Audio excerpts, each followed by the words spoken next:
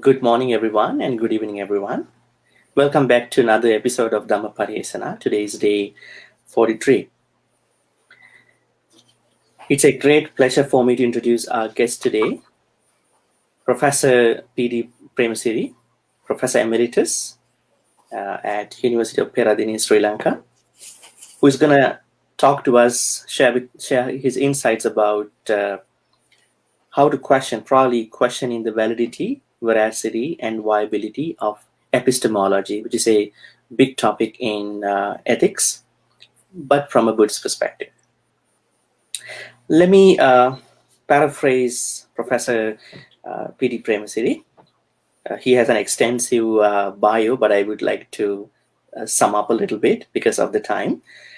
P.D. Premasiri is an emeritus professor of Pali and Buddhist Studies, University of Peradeniya, Sri Lanka. He obtained his Bachelor's of Arts Honours degree in Pali from the University of Peradeniya in 1963, and the Bachelor's of Arts degree in Philosophy from the University of Cambridge, United Kingdom in 1967, and also a Master's of Arts degree from the same university, from the University of Cambridge in 1971. He obtained a PhD from the University of Hawaii in 1980 for comparative philosophy for his work, Moral Evaluation in Early Philosophy from the Perspective of Western Philosophical Analysis. Professor Premasiri served the Department of Philosophy of the University of Peradeniya for 20 years and the Department of Pali and Buddhist Studies for a period of 23 years before his retirement in 2006. One of the wonderful gentlemen, because it's not easy for someone to work in two departments for a couple decades. And I wanted to look at what happened after his retirement. He retired as a senior professor from the Department of Pali and Buddhist Studies in 2006 at Peradeniya University, and he was conferred the Professor Emeritus in 2007. And before he had his retirement, I think he spent 1 year research fellowship in one of his sabbatical years in Norway, University of Bergen, as a visiting professor. And from 1998 to 1999, he was a Fulbright scholar in residence at Colby College at the Department of, I think, Philosophy. And he worked as a visiting professor as well. And he also taught at the Washington State University Pullman at the Department of Philosophy in 2004. And in 2007, he also worked as a visiting professor at the Colgate University, Hamilton, at the Department of Religious Studies. And in 2009, he co-founded and was the director of academic affairs at this new institute called SIBA, Sri Lanka Institute of Buddhist Academy? International Buddhist Academy. And in 2011, he became the president of the famous Buddhist Publication Society in Kandy after the Venerable Bhikkhu Bodhi headed to US for his retirement or whatever. And he also founded and currently serves as the president of Society for the Integration of Science and Human Values, SISHVA. And he is also the president of the SLABS, Sri Lanka Association for Buddhist Studies. So, in my understanding, Professor Premasiri, I would argue, one of the deepest, coolest, one of the thought-provoking scholars out there, a leading light in Sri Lanka as well as in the world. Now, folks, please join me in welcoming Professor P.D. Premasiri. Professor P.D. Premasiri, how are you doing today? I'm fine. Yeah. Thank you for accepting the invitation. Yeah. Yeah, you're very welcome. Okay. So we have much to dig into because I know that your expertise revolves around the synthesis between the Western philosophy and the Buddhist philosophy, specifically about Buddhist uh, ethics Ethic. as well as language, concepts, reality, epistemology. So, in Western enlightenment and rationality, they kind of, not 100%, but to some extent, they kind of dismiss Eastern philosophies in a way that they are cute, they are nice, they have aesthetic virtues, but they don't have rigorous thoughts, in regard to Western enlightenment. But recently, probably a couple years back, Professor Robert Wright, I guess, from Yale University, saying that no, Buddhism has radical statements like self does not exist. It's a radical statement. And trying to espouse some statements about Buddhist philosophy in regard to some of the stereotype views of the Western philosophy about Buddhism as well as the Eastern philosophies. But you are someone who is studying the intersection between the synthesis between Western philosophy and Buddhism. So, as we're going to be talking about epistemology, and it is basically the theory of knowledge, which has primary questions which go by what is knowledge, where is truth and knowledge found, how does one acquire knowledge, and all those things. I wonder how you would explain epistemology, uh, you know, uh, in general sense. So, what is epistemology to you, and how would you view epistemology in your own understanding? Probably you can sort of delineate some of the key elements of epistemology because you know uh, we all have knowledge, but we never think that there is something behind our knowledge. So, how would you view epistemology in your expert understanding? Yeah. Uh, Epistemology as a kind of approach in philosophy is concerned with the theory of knowledge. That is, uh, it attempts to define what knowledge is, what the means of knowledge are, what the scope of knowledge is, how much knowledge uh, as human beings we can acquire, the limits and the means of knowledge. And we find that although Buddhism is not interested in this issue uh, for mere philosophical illumination, Buddhism has dealt with it because it is important for the kind of knowledge that Buddhism is looking for. Actually, Buddhism is looking for knowledge which leads to a certain goal. It's interested uh, in knowledge from a certain practical standpoint. It's not interested in all kinds of knowledge and giving definitions of uh, knowledge in a general sense, but in a kind of goal directed sense. That is, what kind of knowledge is necessary for us to liberate ourselves from the current predicament of suffering that everyone is going through. So uh, it is with some kind of understanding, insight, knowledge that it is possible to liberate oneself from what Buddhism called the unsatisfactory state of living. I hope that gives some idea of epistemology in the Buddhist sense. Okay, great. Well, you sort of delineated about what epistemology means to you. At the same time, how do you generalists look at epistemology. Some people might be intimidated by the word epistemology, kind of a big word for them, for new people. But I know it's kind of a fascinating question to ponder. How do we know what we know? I mean, this is a big question too. We make knowledge claims all the time, every day, on a daily basis.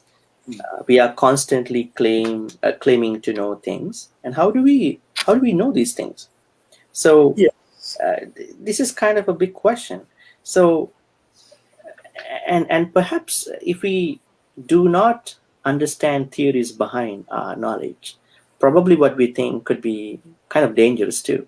I mean, on a practical sense.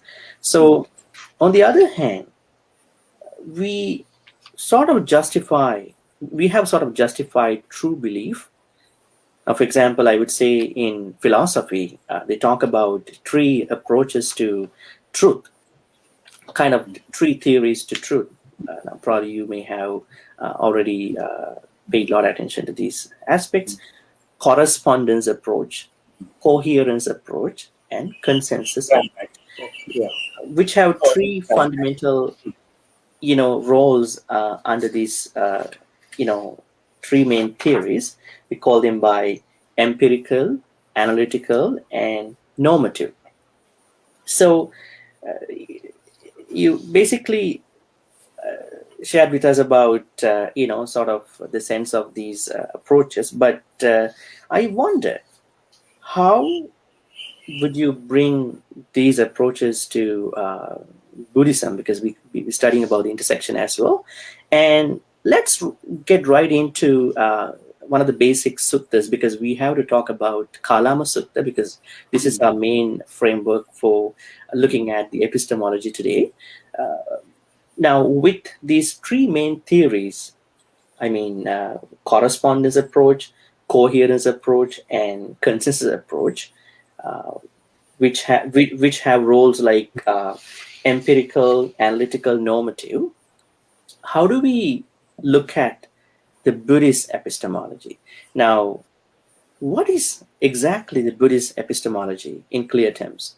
Now, in Sangarava Sutta, in the Majjhima Nikaya, I probably think it's the 100th Sutta, Buddha talks about three types of epistemologies as well: Anusavika, Takki, and the experientialist. So, how do you see this main intersection of epistemology, the approaches in regard to Buddhist, approach with Sangarava Sutta definition? So, I probably think you have a good answer for that. Yes. Now, going back to the Sangarava Sutta, where the Buddha classifies those who want to declare something as true, those who want to teach something as the truth that they have discovered. The Buddha classifies these truth seekers into three kinds in the Sangarava Sutta, three classes. The first group, as Venerable Sir mentioned, belongs to the group called Anusavika.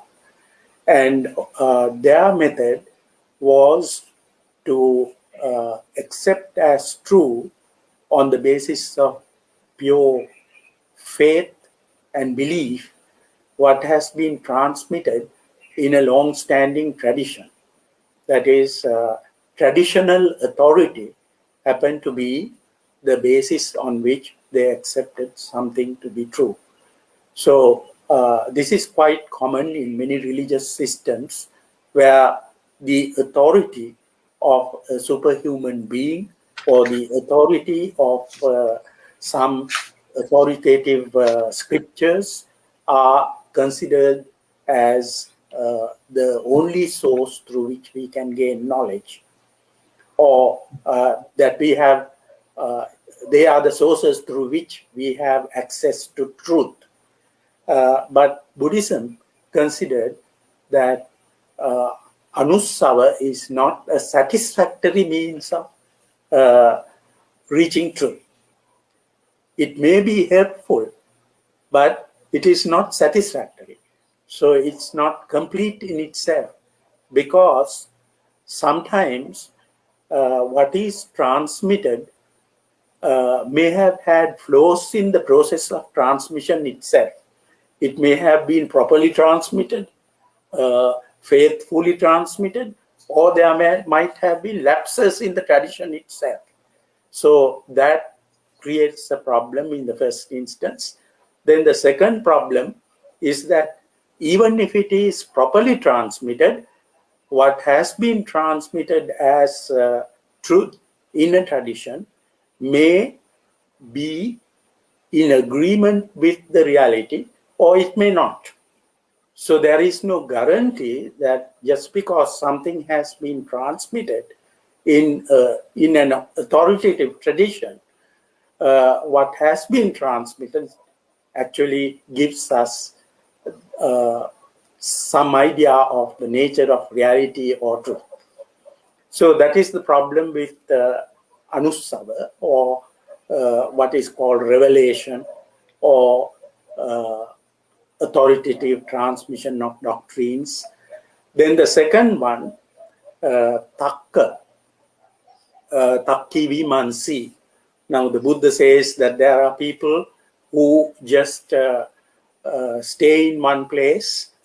They engage in some kind of reflective thinking, and then they come out with what they consider to be truths. So it's kind of it's a belief that there is a possibility of getting at the deeper truths, the more profound truths about reality by means of pure thinking. But here, the Buddha points out that if we depend on pure thinking without having any experience whatsoever, it will be just imagination and something that is mentally created, mentally developed. It may or may not agree with the reality outside of ourselves. So the Buddha points out that sometimes, even if something is very well thought out by means of one's rational thought, what has been reasoned out within oneself may or may not agree with the reality outside of ourselves. So reason is also defective. Then the third method of knowing, which the Buddha recognized, was knowing by a special cultivation of the mind, by developing certain higher senses, higher sensibility, which can reveal to us even truths that transcend what is open to our ordinary human senses. So Buddhism admits that there is a possibility not only of knowing the reality by means of the ordinary senses like eye, ear, nose, tongue, body, and also the mind, but it is also possible to cultivate these senses.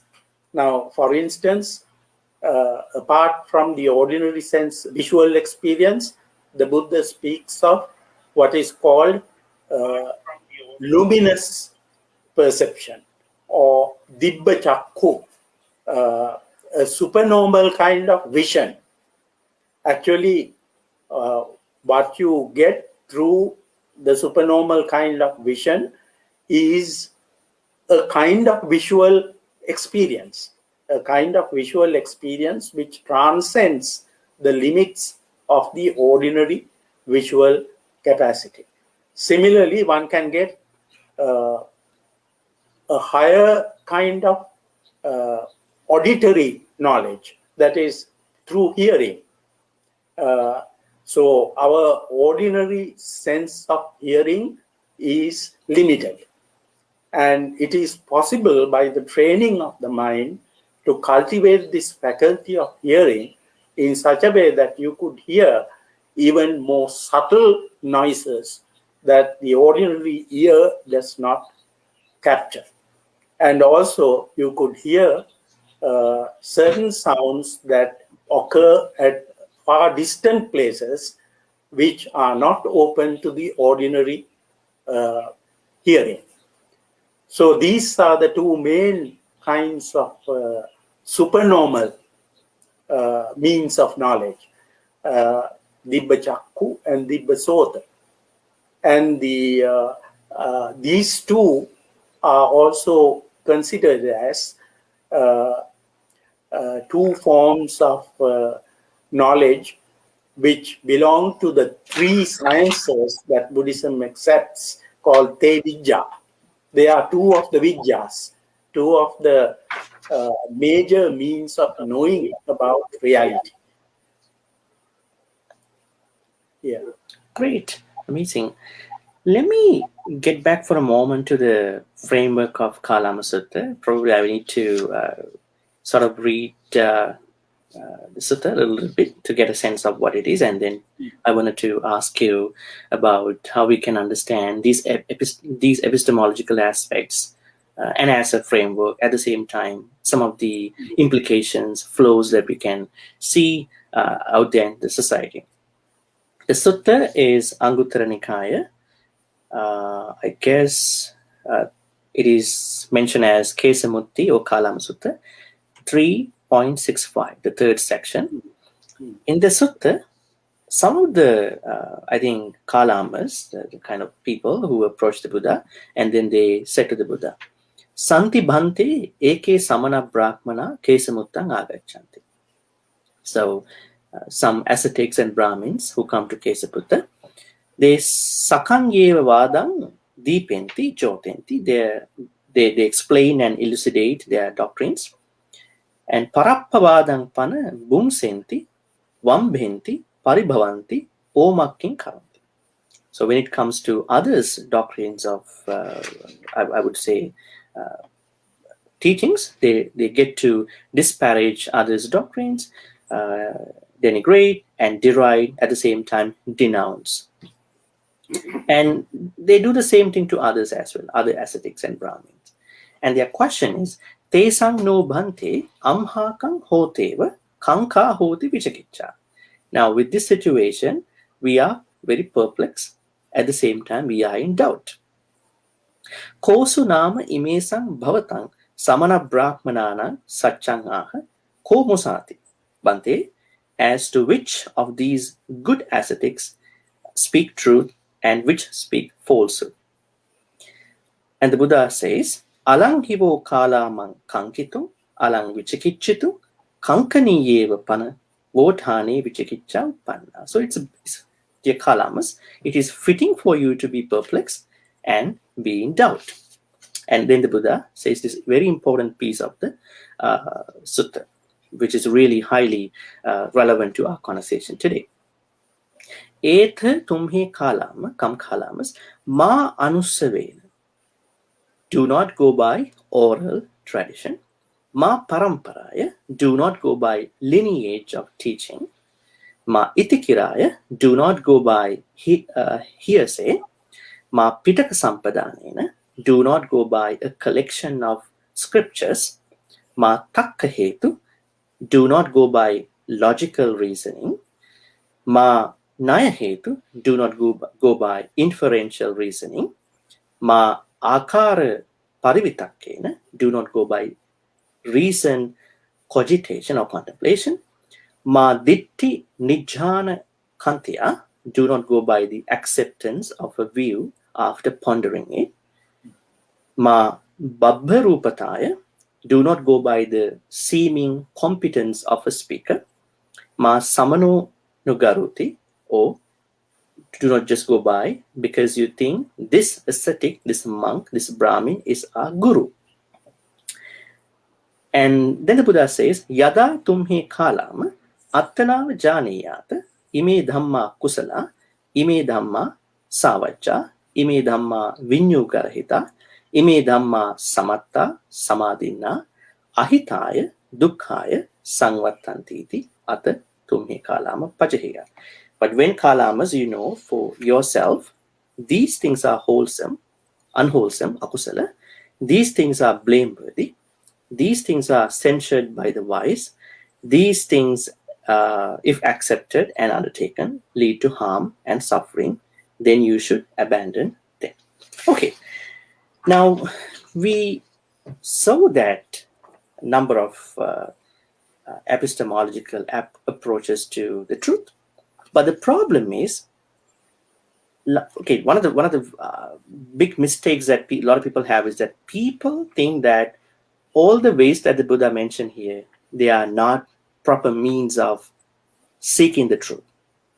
But I know that the reality is they are not to be taken that way, but they are not sufficient enough to seek the truth. But still, they are important. But I will ask a couple more clarifications from you after that. At the same time, Professor, what I understand from the sutta itself is the Kalamas were in a difficulty in finding the truth. Now, this is something we all have at this time as well, not even the Kalamas. Now, if you take Sri Lanka, if you take other countries, if you take the whole world, people are struggling to find the truth, seeking the truth. That's one aspect of the whole sutta. Second is the Buddha's request from Kalamas to find the truth by yourself.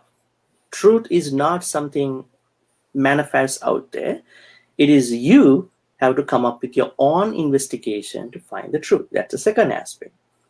And the third aspect I see is somewhere at the end of the sutta, Buddha says, we all have to practice the 4 Brahma Viharas to many directions, because we need metta, loving kindness, karuna, compassion, mudita, altruistic joy, unselfish joy, and upekka, equanimity, to find the truth. Because a lot of people, they find in the truth with a lot of hate, a lot of misogyny, a lot of discrimination. So finding the truth is a big thing in today's world. So my first question at this point is, how do we understand these epistemological channels or means? Because when the Buddha says, do not go by oral tradition, it is of course clear that we have an oral tradition if we take Sri Lanka. And we have lineage, we have hearsay, we have a lot of scriptures, we have reasoning, logical, inferential reasoning, right? So we have a lot of famous speakers, monks, right? and we also might be impressed by some of the speakers' competence of the speeches, talks. So we probably in a kind of a dilemma to understand these channels. So as I said, should someone deny all these aspects, or should someone consider these aspects to some extent? So how does someone understand the journey to find the truth with the epistemological framework that we see in the Kalama Sutta? Yes. One point that I would like to make in this connection is that the Kalama Sutta is focusing mostly on what we may call discovery of truth that is relevant to our practical life, that is relevant to making the proper choices, relevant to doing the right thing at the right time. That is what the Kalama Sutta is mostly concerned with. So in other words, Kalama Sutta is focusing attention on the discovery of ethical truth, moral truth. Now, in the contemporary philosophical circles, it is maintained by some philosophers that in ethics and morality, we cannot talk about truth. there is no possibility of discovering truth in this area. Truth is found only on matters of empirical fact, that is what we can observe with our senses. It is only in connection with that we can find truth. That is, we can find truth about what the shape of the earth is by making empirical observations. But we can't find truth about whether killing is something bad or some other immoral kind of behavior is really immoral. There are no truths in that area, according to this viewpoint. But Buddhism seems to focus more attention on finding truth on these matters related to the good life, living the good life. That is what the Kalama Sutta tries to emphasize very much, that you can determine by finding out yourself what is the right thing to do, what you ought to do in a particular situation. That is what the Kalama Sutta aims at telling us. But this truth relating to our moral life is not completely divorced from knowledge about matters of fact. Now, Buddhism considers that matters of fact, that is what the reality is, that is to be discovered by means of the senses. So we have to follow the empirical method in order to discover what is true about the nature of things.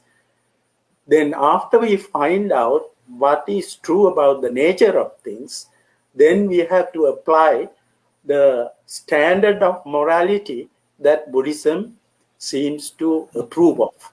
The standard of morality that Buddhism approves of is that if something is harmful to yourself, if something is going to cause much suffering to the agent of action and the recipient of whatever action you do on the other side, then if it's harmful, it has to be avoided. That is the kind of knowledge that we require in the sphere of morality and ethics. And for this, we have to know the facts as well. And facts have to be known not by mere thinking. Of course, thinking may be necessary in order to find the relationships between the empirical facts that you gather from observation. So rationality comes in there to see the relationships and avoiding contradictions in your belief system. But basically, you have to derive your knowledge from observation and experience, and then systematize the observed data and experience by means of your reason. So reason plays a role in systematizing your empirical or experiential knowledge. So that is how Buddhism would look at this question. Great. And probably it has some ontological aspects as well while talking about the epistemology. Yes, yes. The nature of reality is to be known by means of proper procedures adopted regarding methods of gaining knowledge. So we will be misled into thinking that something is real if we don't follow the proper method of knowing. So it is through a proper method of knowing that we have to arrive at truths about the nature of reality.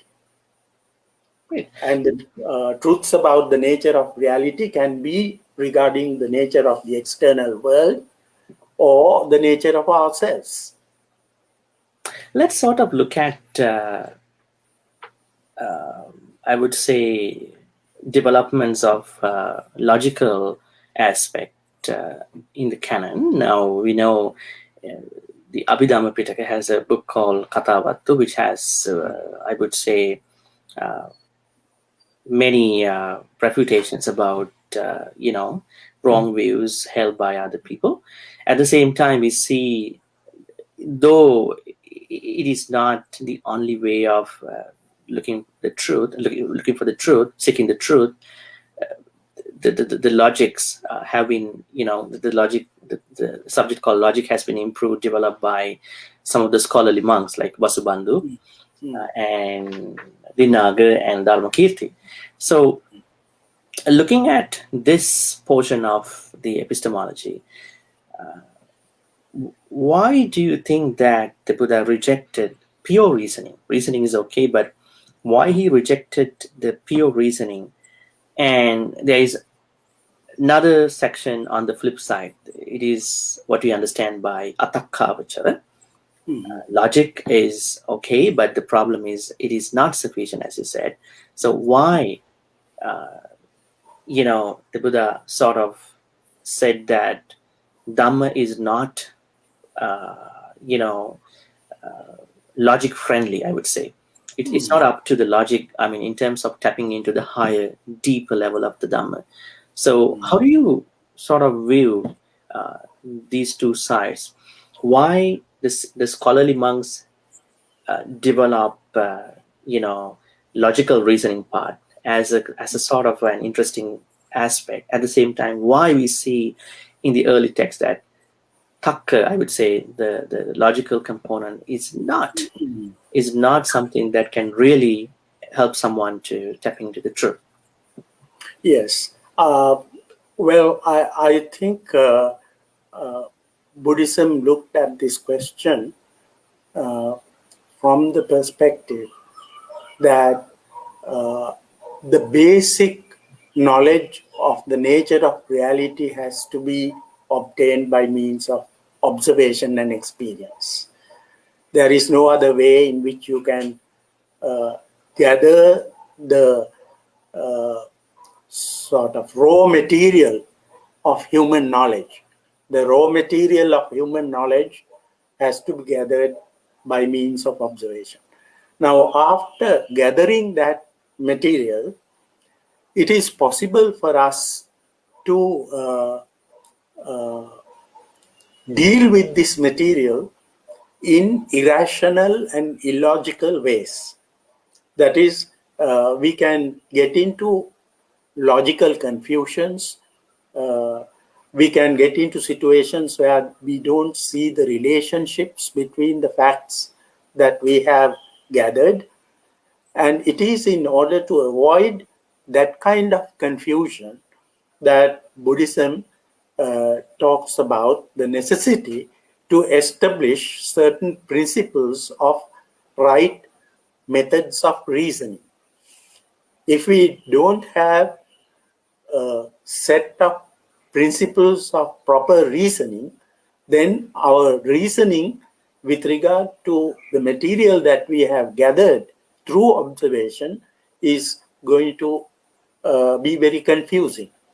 So that is why it is necessary to establish certain principles of sound reasoning in order to avoid contradictions, in order to see that you deal with the material that you have gathered through observation in the proper manner.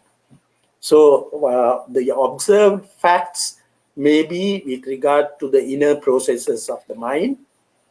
It may be with regard to the external reality, the physical world. Whatever it is that we take as the raw material of our knowledge, in order to avoid contradictions in our thinking about that knowledge, we have to have certain principles of reasoning established. Great. Give us a glimpse of what the Buddha thought about the language, because language is something that you can't disconnect from this conversation. So, Yes. language, in our understanding, is something that we mount arguments, we posit Mm. arguments. At the same time, it can give us a really hard, big time to understand the truth. So, if the sort of ideas that we see in language can be ineffable in terms of explaining and clarifying. So, what do you think? What the Buddha authentically held as his own views about the language? So, how do we Language. understand the language? Because now it's a big problem in today's, Dhamma culture. Because we Mm. listen to Dhamma talks, we read, and we know that Buddha did not have these written scriptures at that time, and so people might be highly misconceived about the language. So what's the sort of perception, notion should we have about the language, and what did the Buddha hold about, Yes. and how should we see the language in the text, and how much is it important for us to read the Dhamma, learn the Dhamma, the Yeah. language. Yeah, I think that's a very interesting question. First of all, I must make this point that the Buddha, one of the earliest thinkers who actually was concerned about the philosophy of language. That is, he wanted to show his listeners, his disciples, uh, that language can be very misleading when it is misused. If you don't understand the role of language, you can abuse language. So that point was made by the Buddha in his teachings when he said, regarding his use of terms like I, you, me, so and so. Now, these actually involve the subject predicate use of language. Now, we say, I existed yesterday.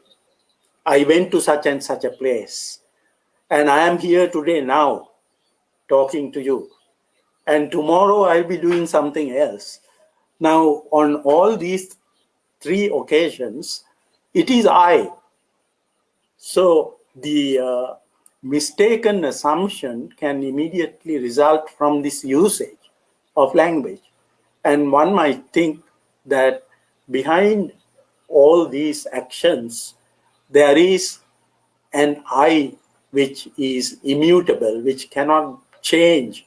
It is the permanent self that a person has. So the use of the subject predicate language uh, brings in this misconception that there is a permanent subject for all actions performed by a particular subject. So the predicates may change, but the subject remains the same. This is a misconception due to misunderstanding language. So the Buddha points out, iti ma ko loka samanya, loka panyatyo, loka vohara, loka sammutiyo. Now, this is the way that we can talk about things. We can communicate to others what we want to communicate only by using subject predicate language to make it intelligible. So that is why I think the Buddha adopted the method that he called Vohara Desana, which is found in the suttas. And it is in the Abhidhamma tradition that there was an attempt made to sort of get rid of the subject predicate form of ordinary discourse and systematize the truths in a certain analytical way. So language is a tool, and the grammar of language does not offer a exact parallel to the grammar of nature. The grammar of nature is different. So I think one of the Western philosophers who for the first time understood this was Ludwig Wittgenstein, when he said that philosophical problems arise when language goes on holiday. That is, when we misunderstand language, when we try to attribute a different role to language, thinking that language represents exactly the nature of reality, then we get misled. So the Buddha very clearly understood that sometimes we can be mistaken about the role of language. Is it because people don't think it's a tool? People think language itself is reality. Yeah, people think that language is a reflection of the real world. Yeah. But if You we can consider represent, you it can as a tool, represent exactly as it is the real world through language. But it is not possible. Language is merely a tool. It's an instrument. at the same time, at the same time, somebody might think that when you look at the legal studies, especially kind of a case in a court, they always use language. So if you are really well versed and if you are really good in arguing, challenging with your language, probably with the truth, this may help, but it's not sufficient to that higher truth. But still, there is a value with language.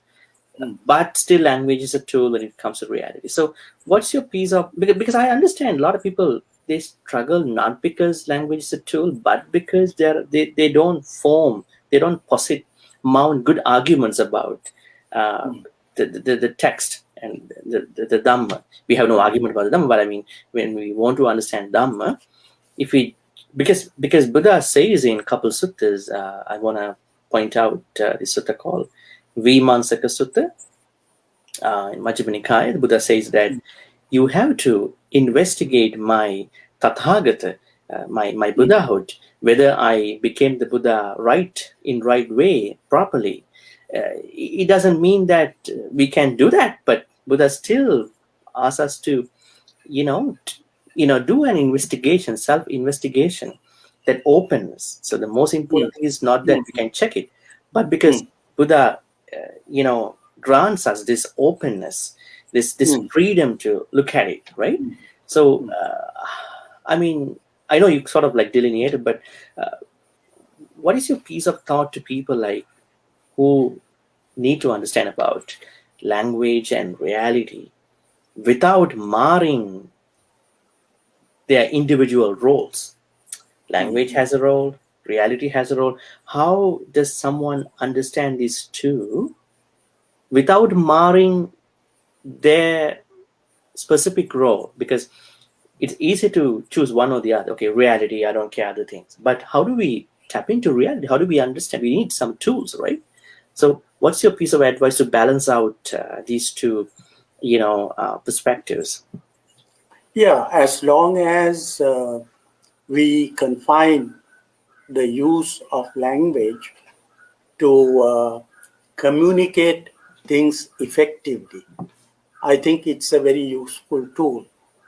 And communicating effectively involves seeing clearly the logical relationships and explaining them in terms of language. So one has to have a clear idea of what a word means and the right context in which a word has to be used and how effectively one can communicate one's idea through language. I think these matters have been developed to some degree in certain Buddhist texts like the Patisambhida Magga, where Actually it introduces a Buddhist philosophy of language in those texts. So it is important to establish certain principles regarding the proper use of language, effective use of language, in such a way that we don't confuse things through the use of language, so that we can introduce something with clarity and with proper delineation of the area which is important for us to understand. So for those purposes, one has to perfect one's language skills. So language skills are very important for the communication of Dhamma. Without developing certain skills regarding how to communicate properly one's understanding of the Dhamma, it would not be possible to bring about some kind of understanding in the other person. So according to Buddhism, there are certain levels of understanding, like someone might understand by hearing from another, parato ghosa. That is, there is something called Suttamaya Jnana, the knowledge that you gain by means of hearing. Now, what you hear is what other people speak. So it is necessary for the speaker to use language in an effective and intelligible manner. So language skills need to be developed. It is only then that one can communicate effectively in such a way that other people, by means of hearing what you say, will be able to penetrate into the truths that you talk about.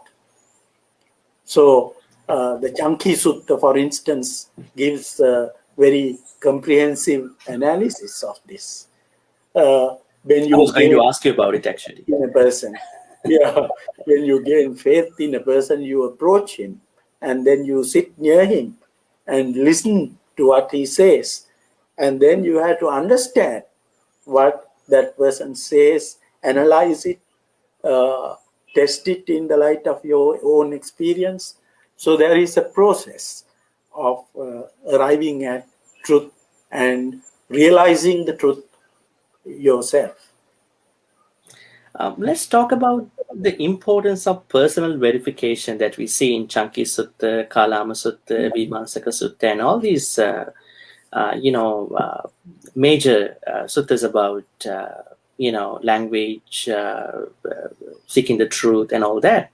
So why do you think that this notion of personal verification is such important? Because I think in today's world, people they sort of like stick to the language and oral transmission more than their own experiential, empirical level of understanding. If there are such, they might come up with some flowed understanding too. I so like, for example, some of the serious meditators, some not everybody, but there are some abhases like in the logics, hetwa abhas, so on and so forth. So could you elaborate a little bit about the importance of personal verification to all out there? Because if we really want to study Dhamma, the verification part plays a major role. Why? Why is the personal verification, not the verification you want others to do for you? Why? Even though you listen to a Dhamma talk, even though you read a Dhamma book, if you think that things are marred, things are flowed, the main thing is that you find the right people, you find the right books, right text. At the same time, at the end, this verification part. How much is verification, personal verification, important to all of us, not even the Buddhists? Yes. Now, regarding matters relating to the external physical reality, verification is not much of a problem. That is, if someone makes a statement about some material kind of existence applicable to the physical world, you can make use of your ordinary senses to verify it and establish whether it is a true statement or a false statement. But in the case of the inner reality, now take, for instance, the descriptions that the Buddha has given with regard to the different states of meditative absorption.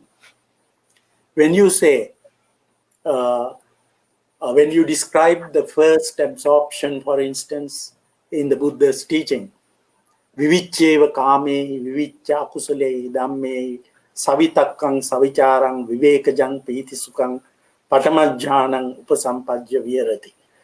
Now, how does this make sense without really verifying it within one's own experience? I think when it comes to the other absorptions, it's even more subtle. The experience is a higher one. But it should be possible for the practitioner to attempt to see whether these words used in these descriptions stand for something that we can directly experience.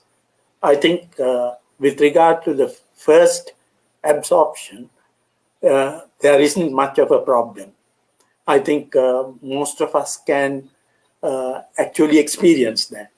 Because when you say vivicceva kamehi, at least during that period in which we are absorbed, we have to forget about our sensuous involvements. We have to withdraw our mind from those sensuous involvements. Vivicceva kamehi. Then, when we withdraw our mind from those sensuous involvements, there is no occasion for what are called akusalas to arise. So once you withdraw your mind from the sensuous things, then vivicca akusalehi dhammehi, that automatically happens. These negative ideas do not arise in your mind, at least within that period in which you have withdrawn your mind from sensuous things. Then savitakkam savicharam, that is, you have chosen a certain object to focus attention on. It may be your breath, it may be some object outside of yourself. So you focus your attention on that. And then you bring that object continuously into your mind. And you keep your mind tied up around that object. That is vitakka vichara. Then what you experience then is vivekaja piti sukha. I think most of us can experiment with that. You will feel that very blissful feeling.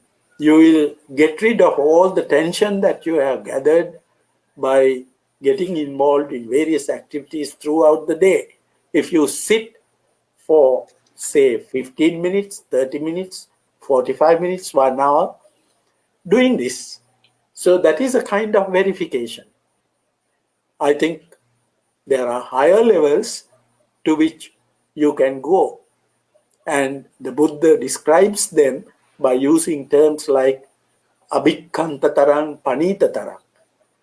There is an exceedingly more important state to which you can ascend from there. And the experience is more pleasant than the experience that you had in the first absorption. So the Buddha invites us to experience within yourself these states that have been described by means of language.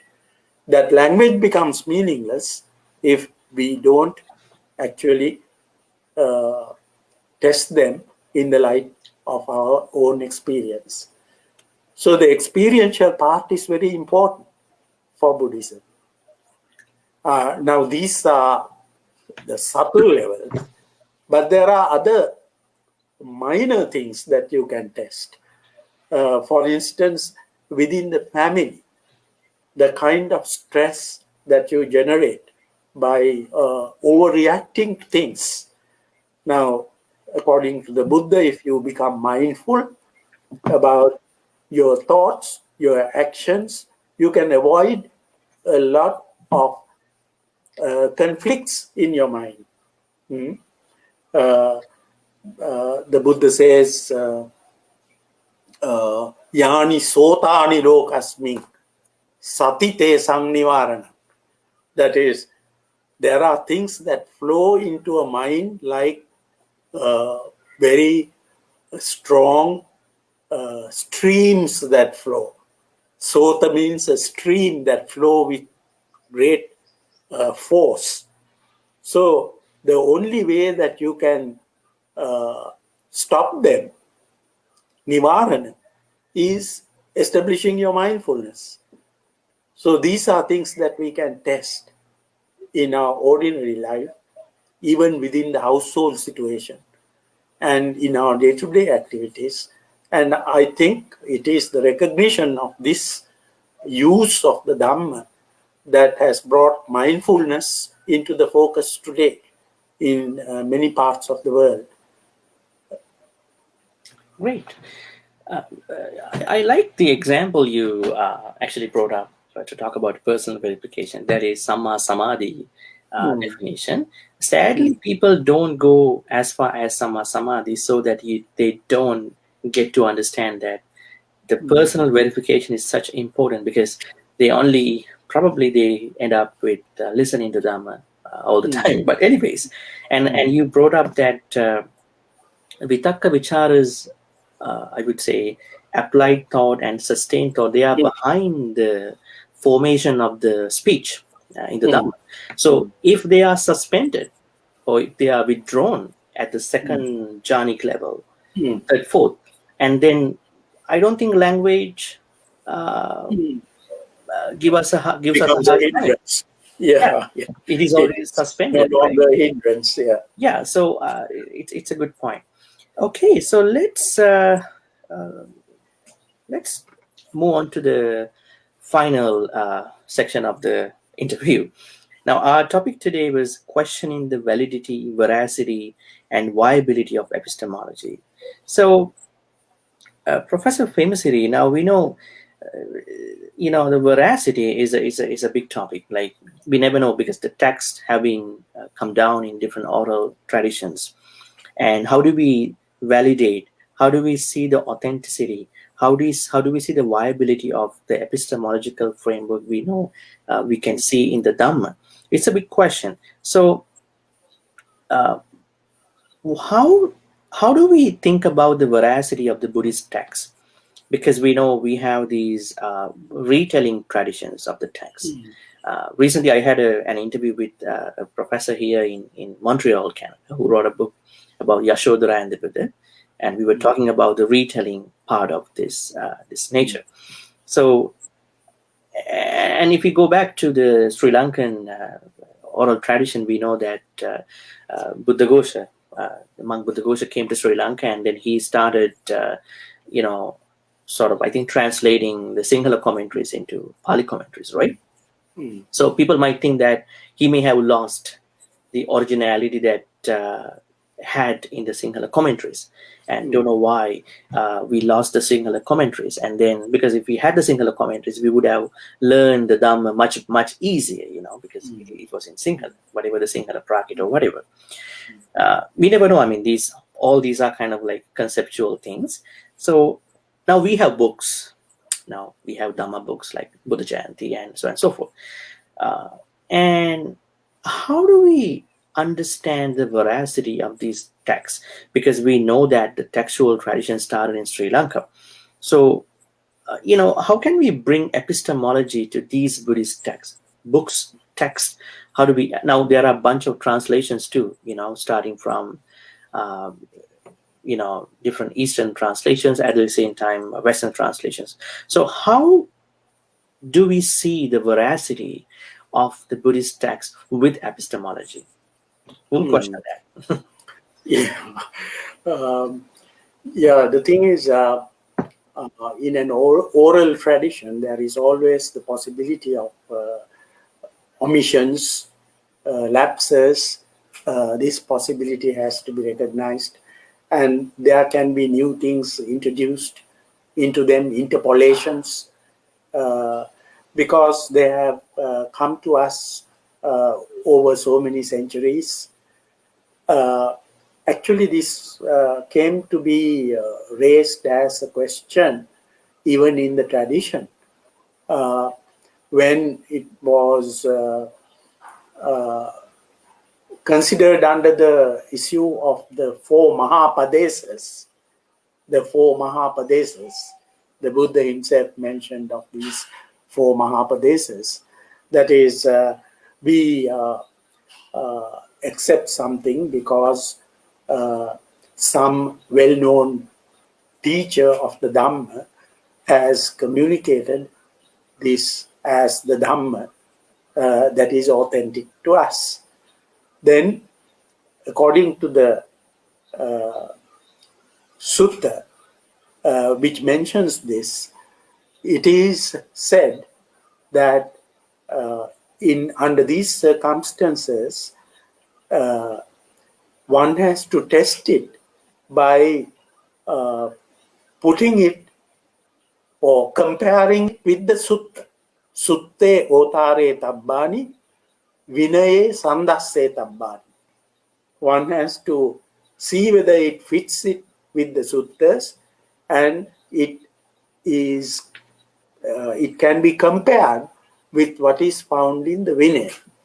So the sutta and Vinaya are given as the measures, the standards for you to test the veracity of the teachings that have been communicated to you. Now the question is, how do you determine what the suttas are and what the Vinaya is? Then a simple explanation is given in the Buddhist tradition itself regarding what is meant by sutta here. By sutta is meant the Four Noble Truths. If what is communicated to you is in agreement with the Four Noble Truths, then you can accept it. So, katamasmin sutte otare tabbani chatusu arya satyesu. That is the explanation given. Then katamasmin vinaye sandasse tabbani. With what vinaya should it be compared? It is with raga vinaya, dosa vinaya, and moha vinaya. If something helps you to remove greed, if something helps you to remove hatred, remove delusion, then that is vinaya. So that is how that point is dealt with in the tradition itself.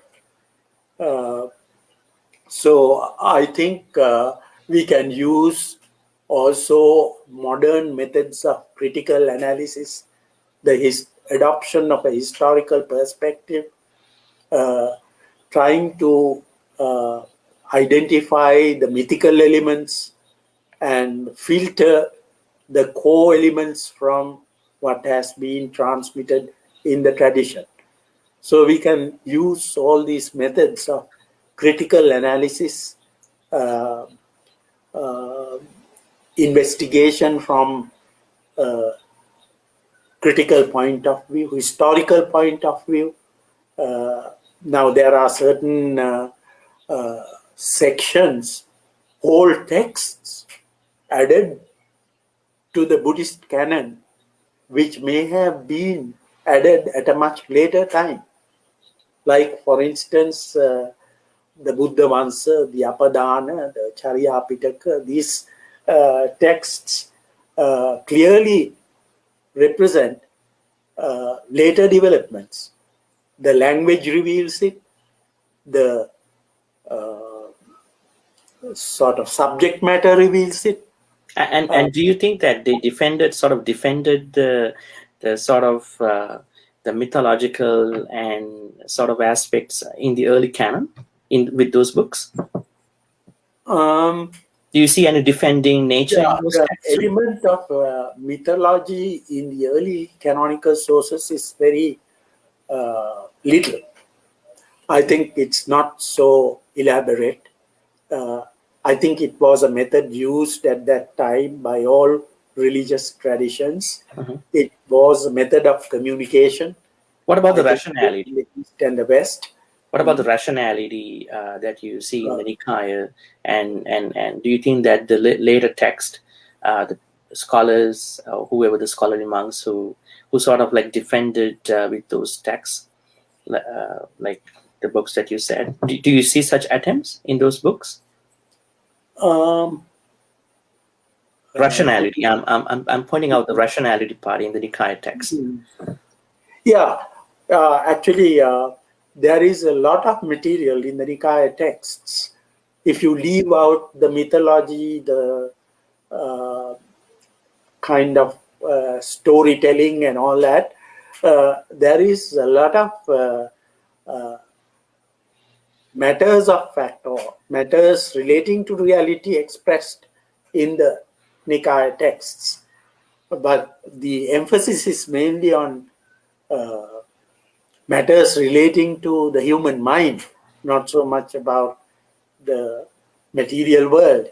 So those things we have to critically separate the mythical elements from the real elements. Now take, for instance, a sutta like the Sakkapanya Sutta.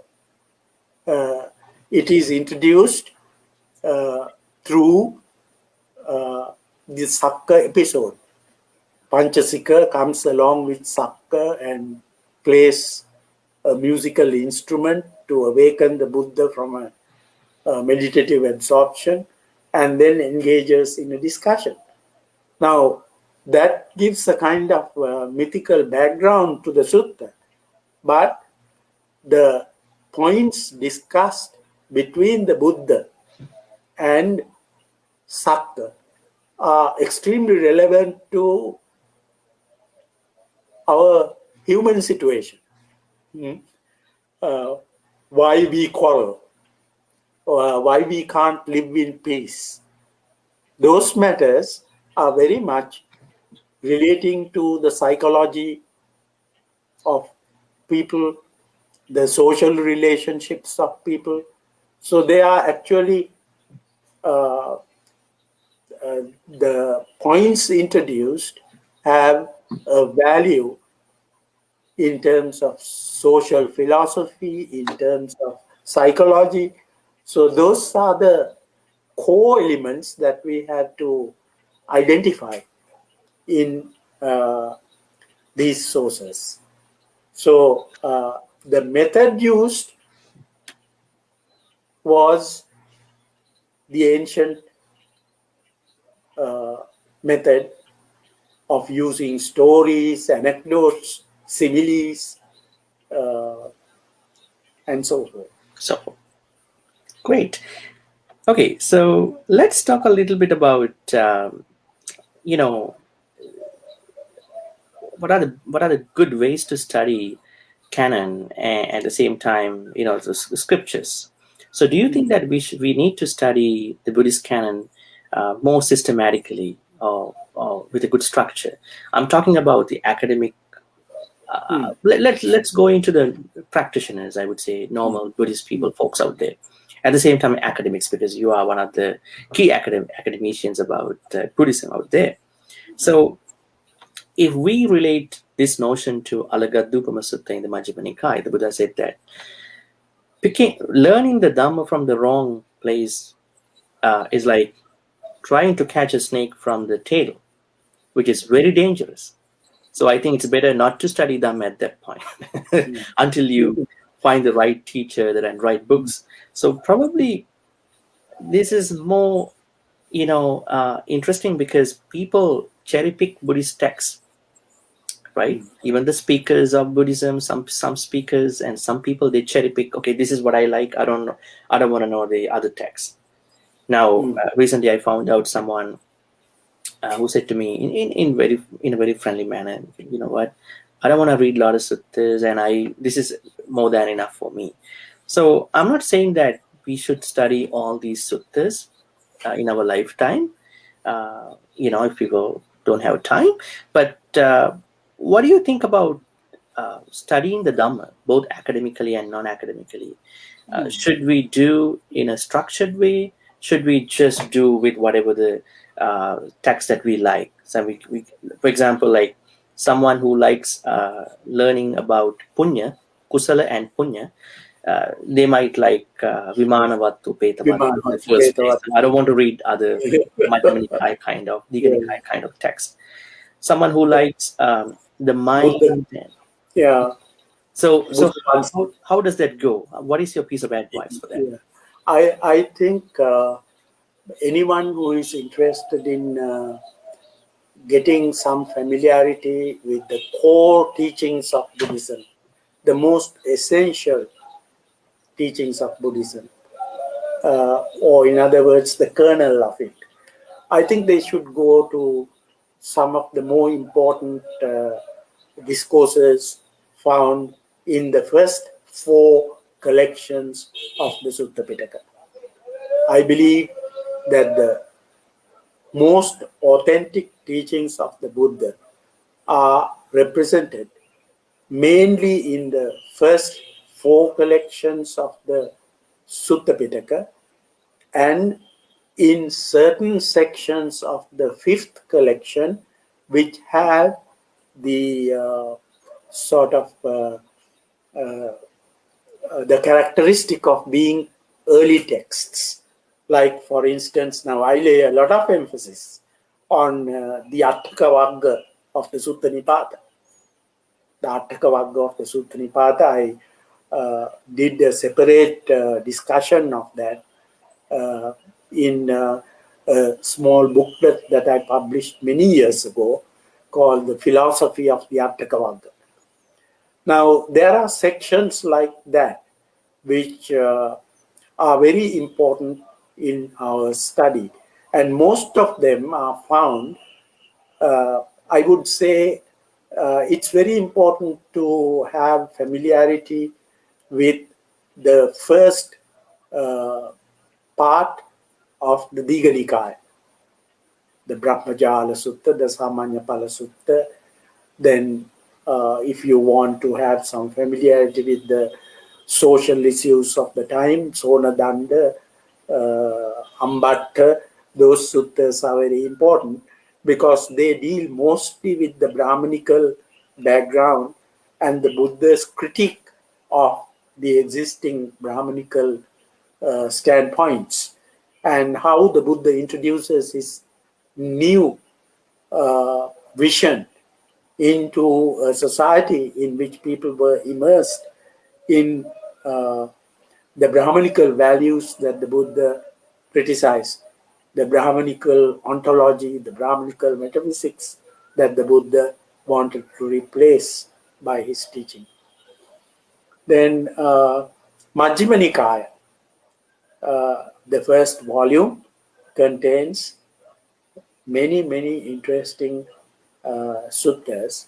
Actually, I have been assigned the task of doing a fresh translation of the Majjhima Nikaya Volume 1 into English, and I'm actually involved in that task these days.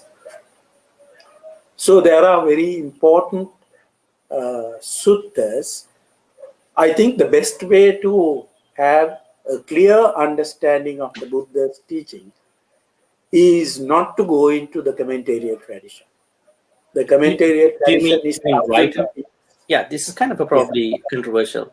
I mean, do you think should someone not go to the commentarial tradition right away, or you kind of suggest people to go later after reading the fundamental text? Yes.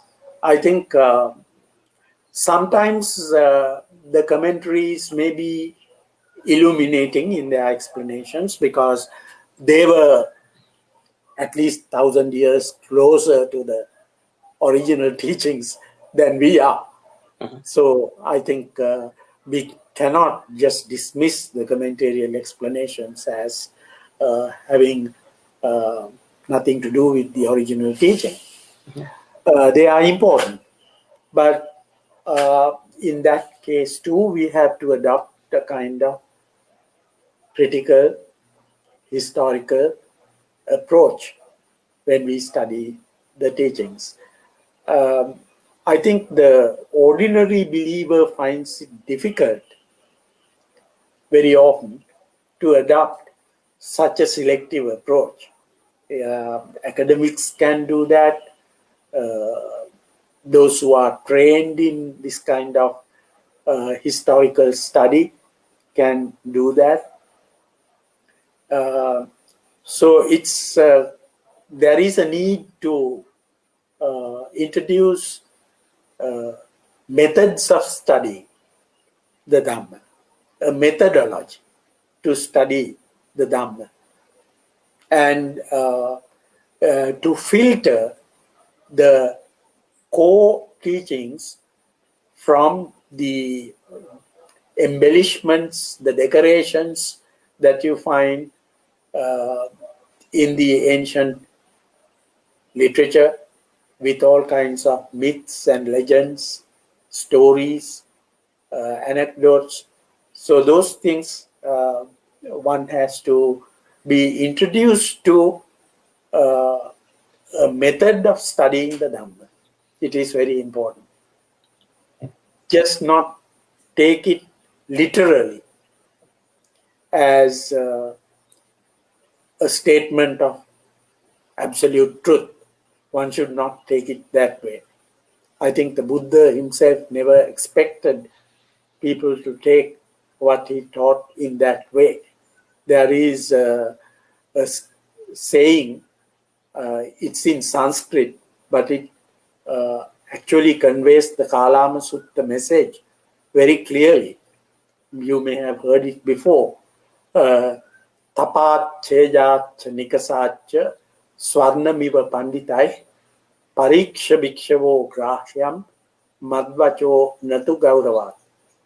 Which means, just as wise people test whether something is gold by cutting it, rubbing it, and heating it, so should my teachings be accepted only after testing it in the light of your own experience, but not through just veneration or faith for me. Great. Yeah, wonderful. So, Professor Premasiri, do you have any other thing to add you may have missed out on in the conversation? Then we can go to the conclusion. Yeah. Well, nothing in particular. I think, as I mentioned earlier, I would re-emphasize this, that if one wants to understand the core teachings of the Buddha, don't go to the Abhidhamma first. You may go to the Abhidhamma later. That is to see how the later scholastic monks tried to systematize the teaching. That is also very important. It's very illuminating, the exercise in which they got involved. But the simple form in which the Buddha tried to convey his enlightenment experience and the body of truths that he discovered, that can be found only embedded in the most authentic suttas of the Pali Canon. And they are found mostly in the first 4 collections, which have a less mythical approach, a less legendary approach, but a more psychological and factual approach. So one has to go into those sections of the Sutta literature if one wants to gain a clear understanding of what the Buddha taught. Great, that's a good advice. But still, we see that when a normal folk listen to a Dhamma talk, the speaker does not separate out. This is from Abhidhamma. This is from commentary. This is from the Pali Nikaya That's right. text. So it's a big problem. You know what I mean? So rather, if the listener or reader can have a good amount of Pali knowledge, or I would say a good translation, a good, authentic, good translation to learn the Nikaya text. But it's okay. But this is a good way to say. Please try to get a sense of what the Nikaya texts say, early Nikaya texts, and then gradually move on to the Abhidhamma and the commentarial tradition. So that's a good way of saying. And then I think we sort of touch base and then reflected upon all the aspects of the interview. And we started discussing about what is epistemology and what is Buddhist epistemology and what is Kalama Sutta and why Kalama Sutta's explanation should not be taken as an utter rejection of all the epistemological aspects.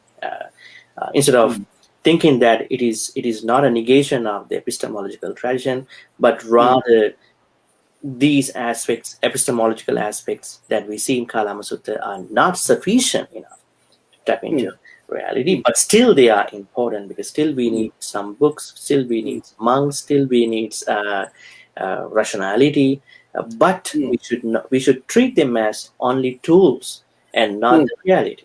And we sort of talked about it, and then we also discuss about some of the other suttas about rationality and epistemology, and we also talked about the veracity of the Buddhist texts and the language as well. We should always treat these things just to get the knowledge, but not just to attach it to it. And then we finally talked about a systematization of learning of the Dhamma is essential. Otherwise, we're going to be learning Dhamma, which might not be in a systematic way, so that it will give us a hard time, like you catching a snake from its tail. So this is what we've been talking. So thank you, Professor P.D. Premasiri. I think I enjoyed it. I think a lot of you might have enjoyed this conversation. Yeah, I too enjoyed. I probably think we could do an interview also in the future about another topic, because you are really focused on language, concept, reality, epistemology, and you have this Western exposure, and you studied, I guess, under renowned professors at the University of Hawaii, at the same time Cambridge. So I think you sort of bring an infusion of all these scholarly elements and the contemporary world and the scholarship. Thank you very much, Professor P.D. Premasiri. I wish you good health. And thanks for giving me this opportunity to exchange views. You're welcome. Dear Dhamma friends, please stay tuned with another episode. So have a good night. Have a good morning here in Autumn. Thank you. Okay, good night.